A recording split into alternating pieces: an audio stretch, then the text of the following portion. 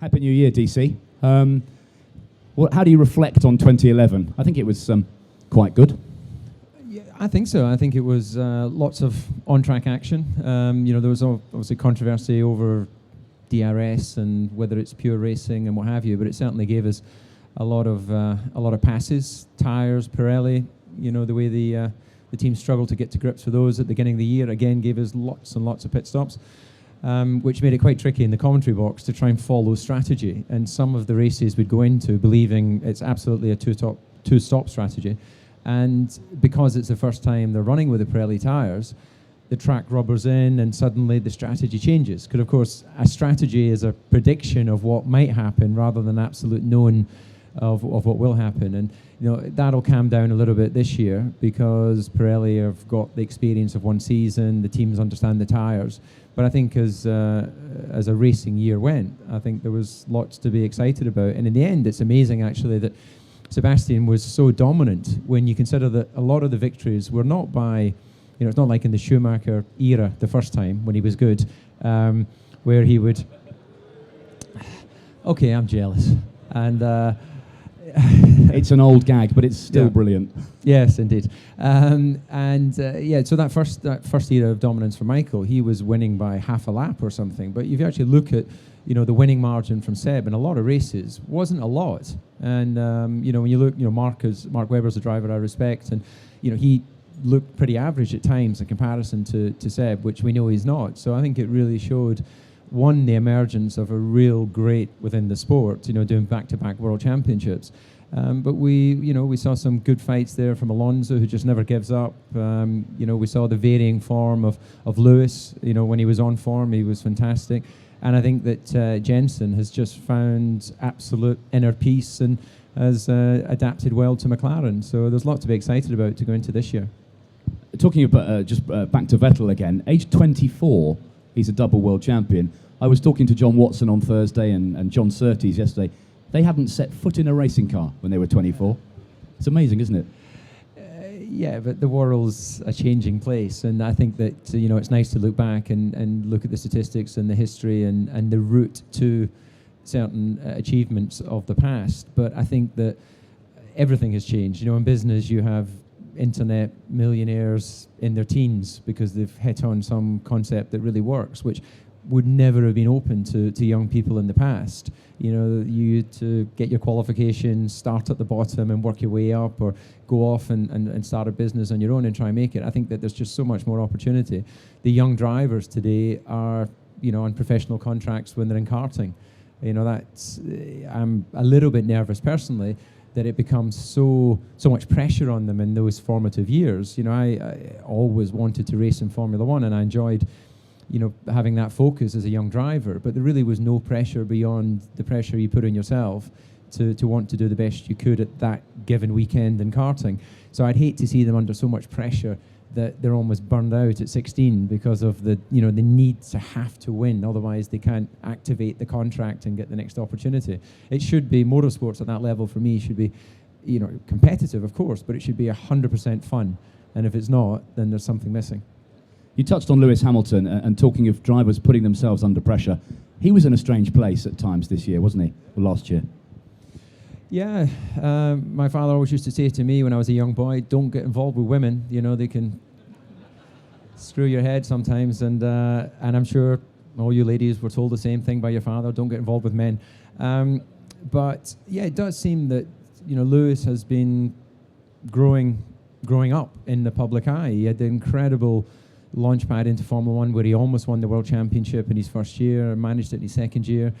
And, there's been a few changes. He's been finding his feet. He's been adapting into life as a recognizable face, a public face in sport. And there's no question that has affected his equilibrium, his ability to get on and deliver. And that's not, I'm a Lewis fan. I'm not putting forward a point of view or an opinion which he hasn't endorsed publicly himself. He's openly discussed the fact that he looks at the setup that Jensen has in terms of his father, his management, his stability with his girlfriend, and that looks like a happy place. And when you Vetterman watched the Grand Prix from Abu Dhabi and you see Lewis there with his mother, there was a great moment which wasn't envisioned where he's just holding hands with his mother all the time, and that is, as a father now, and with a great family behind me, it's just fantastic to see that moment, that sharing of joy and love and happiness. And difficult for some people to feel sorry for a multimillionaire racing driver, but everybody goes through highs and lows in their life, whether you're in the public eye, whether you're earning a lot of money, whether you have no money, it doesn't matter. You need to be in a happy place to get the best out of your life. And I hope that Lewis gets himself into that happy place for this year, because he's a fantastic racing driver, exciting to watch. And I know now from personal experience, your career passes very quickly. I had 15 seasons, but it's like a blink. And then you've got the rest of your life to live, so you don't want to live that with any regrets of missing opportunities. Do you think Lewis was slightly spooked by being beaten by Jensen? I think those sort of things have coincided. I think not being quite so happy with his private life and a very much on form Jensen. Again, this is not factual what I'm saying, but it's my opinion that Jensen looks like a more complete racing driver today than when he won his championship with Braun. If you remember the first half of that season, he won lots of races, and then he started to sort of struggle a little bit as the other teams caught up in performance. And I can only imagine, because I never won a world championship, but I can only imagine that maybe a bit like a tennis player, when he comes for the easy smash and then he misses it, when you have too much time to think about something, you start to balk a bit. And so there was certainly some performances in his second half of that season where he didn't look quite as good at the beginning. But if you look at his performance across the time he's been at McLaren, I think he's just grown in confidence. And he's now become the sort of, if it rains or if it's damp, look out for Jensen, which is a nice little tag to have, isn't it? To be known as the guy that will get the maximum out of the car in probably the most difficult of conditions. Let's talk about Ferrari. Fernando Alonso is still right up there. He had a great win at Silverstone. What do you think is going on with Felipe Massa? Well, I live in the same building as Felipe, so I hear him upstairs in his high-heeled shoes walking around quite a lot. He is quite short, so he needs to sort of... and he's a lovely guy. And he has won some fantastic races against Michael when Michael was at his absolute peak of his performance. I think he's won, 11 Grand Prix or 10 Grand Prix? It's like, he's won a lot of races. But that looks like like another person when you compare how he's actually performed since he had the accident in Budapest. And I don't know if it's directly linked, the injury, or whether it's just Alonso has joined the team and just, taken it to another level. You've got to judge people at the end rather than partway through. We know he has another year on his contract at Ferrari. He would be a popular winner if he was to win some races, but again, my view is that it's unlikely he's going to be the guy that's taking Ferrari to the World Championship unless something remarkable has changed during the course of the winter. But if he did, then I wouldn't begrudge him that. I think he's a nice guy, but it's probably, he's probably going to have to start looking elsewhere longer term. And Ferrari, with Alonso, you've got a winner, but it's always, if you look at the McLaren approach of having two undoubted winners, two world champions, it works. You can have harmony between two guys that really, are winners. They've just got to be comfortable in themselves and understand what the role is within the team. And then that means that when one doesn't perform, the other one is winning for you, or you've really got a good backup from the team. We saw last year that only McLaren, Red Bull, Ferrari, and on a couple of occasions Renault got on the podium. It's very, very tough in Formula One below that top level, isn't it? Well, it always has been, and it should be. It's Formula One. It's the pinnacle of motorsport. And when, if we remember back to when the three new teams came on the back of the grid, I said at the time, Formula One should be about quality, not quantity. It's not about having 30 cars on the grid, although it would be great for us as spectators. I grew up a fan of the sport, like many of you, and I'm still a fan of the sport, and I want to see great racing. But I want to see great racing between, technically interesting cars and people that are really able to deserve to be in that league. A bit like in football, if you, for whatever reason, have a bad run, then you pop out the Premiership and you've got to, earn the right to be back in there. So it's important, I think, that we have, as good close racing as we can possibly get, but there has to be that technical element the reason so many people watch Formula One is not because it's the best racing in the world. You know, there's other forms of racing. Karting, for instance, you have some, you know, incredibly close and exciting racing, but it doesn't have the public's following because it's not the pinnacle.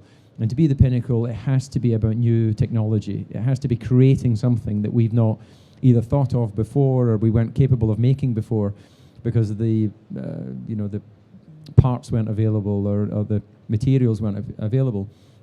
So I think it's important that, you know, Formula One is allowed to be creative, allowed to come up with technology that will eventually find its way back into our everyday life. And if we can, on top of that, have 2 or 3 teams that are actually battling it out at the front, it's always going to make it difficult in the mid grid for those teams. But, you know, they've got to earn the right to make their way forward. And of course, the guys at the back, who we still refer to as the new teams, they're not new anymore. They again struggled. Nobody's scored points yet in 2 years. It's incredible, and it just shows how, even though the points go down to 10th place now, obviously back in my day in the beginning, they only went down to 6th place, so it was even more difficult to get points. But you know, the thing that I think is most surprising out of that is that Virgin have been classified as last in the Constructors' Championship both years behind HRT, or Hispania, or whatever they're called now. I should really know that, shouldn't I? I normally have... It's a bit of both. I have notes in front of me normally.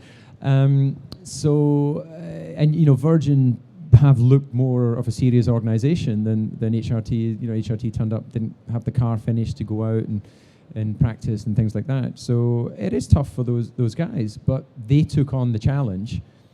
You know, they decided consciously to take that step because they believe that they're able to develop the team and the car. And if you look at their performance in the lower formulas, then they have all the skills in the same way that, you know, McLaren had to start one day, and Ferrari, you know, all of these teams had their first few years and their difficult times. Ferrari never won a championship from Jody Scheckter right through until Michael Schumacher eventually won. So there was a long lean period there. So they shouldn't give up hope, but you know, they certainly need to change something if they're going to move forward, and funding is going to help that partly. But it's not all about money, it's about the brain power. You've got to have the right creative people behind the design process. And I'm sure their mechanics and their engineers and all of those guys are as highly skilled and as motivated as someone that's running at the front.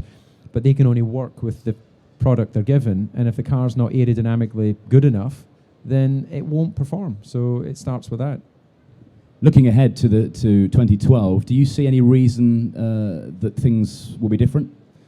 Will it be top guys at the top and bottom guys at the bottom? Yeah, something will be different, that's absolutely for sure, because although there's reasonable stability in the regulations, you know, the blown diffusers obviously have been clarified, so that'll change things. Formula One teams will always come up with some way of exploiting the regulations, of finding a loophole in those regulations, and it might give them an opportunity to sort of leap the opposition for a while. So I don't know what the running order is going to be. The safe thing is always to presume that what you saw at the end of last year will be a continuation at the beginning of the following year. But of course, they have new aerodynamic pieces on the floors. You know, some people will have carried over parts from the chassis. Other teams will do complete redesigns. So it should be different. But, you know, difficult to bet against the top 4 teams with the resources. And, you know, Mercedes have to come forward as well. They've got a great engine, and they've been obviously struggling a little bit with the car over the last couple of years, but expect them to come forward as well.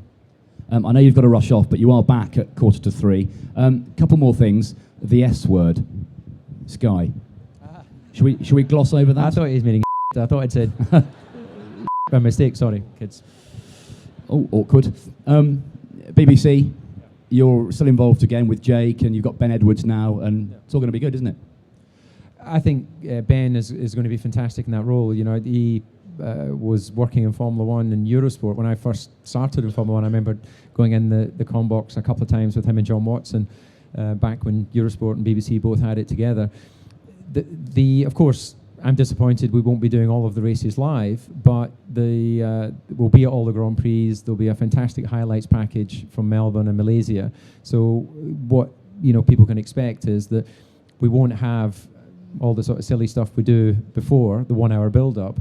What we'll have is all the best bits of the Grand Prix, and then we'll have some real analysis. So the red button that some of you may have seen, that will be part of the main show, but with some, real drilling down and understanding what happened with strategy, why the race played out the way it did, the things that we don't normally get time to do in the live show because we're having to go off air to make way for whatever, Coronation Street or whatever else is coming on. I don't even know if that's in BBC. It's not, is it? Haven't lived in the country for EastEnders. It's even worse. Is that still going? Yes. Yeah. And so hopefully the live shows will be the same as we've had before, but we've brought Gary Anderson on board, which I think is just absolutely fantastic because he has designed racing cars. He really understands. So instead of somebody making up some technical stuff, we'll have someone that actually knows what's going on technically. And so we'll sort of half and half the season. The highlight show hopefully will give us more analysis, and the live show will be what you've been used to with all the same faces. And as you said, with Ben on board.